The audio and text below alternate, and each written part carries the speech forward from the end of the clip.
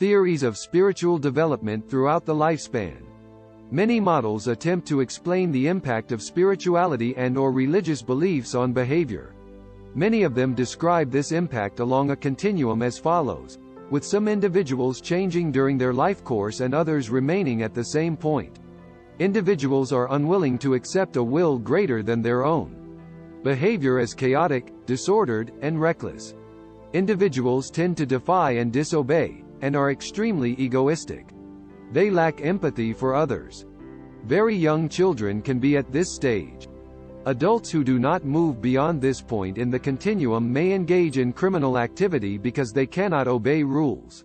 Individuals have blind faith in authority figures and see the world as divided simply into good and evil and right and wrong.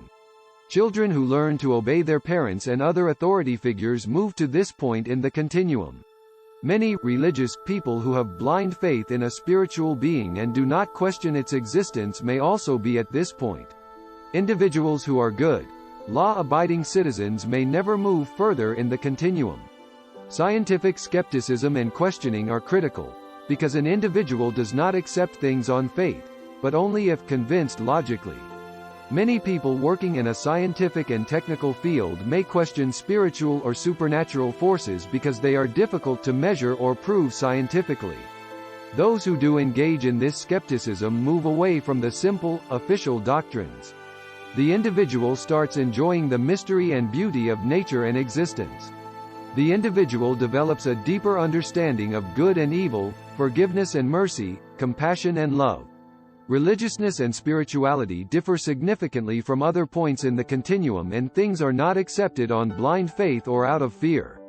The individual does not judge people harshly or seek to inflict punishment on them for their transgressions.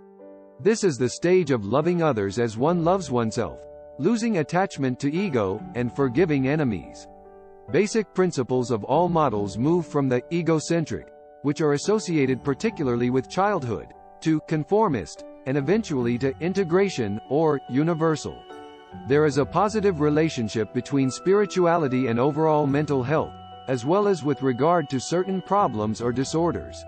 For example, there is a positive association between church attendance and lower levels of depression. Similar relationships have been found between spirituality and anxiety or stress. There may also be a positive effect on posttraumatic stress disorder, PTSD, because religion and spirituality may be beneficial in dealing with the aftermath of trauma. In these instances, clients may have religious openness and a readiness to face existential questions. In addition, traumatic experiences can lead to a deepening of religion or spirituality. Those who share the same religious values as clients and their families may also serve as cohesive support networks.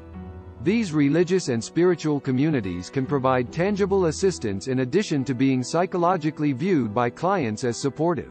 Some of the mechanisms by which spirituality assists include enhanced coping styles and locus of control, as well as providing social supports and a social network. Clients who are spiritual may use a more collaborative approach when coping, i.e., relying on a higher being to cope with stress, which is associated with the greatest improvement in mental health.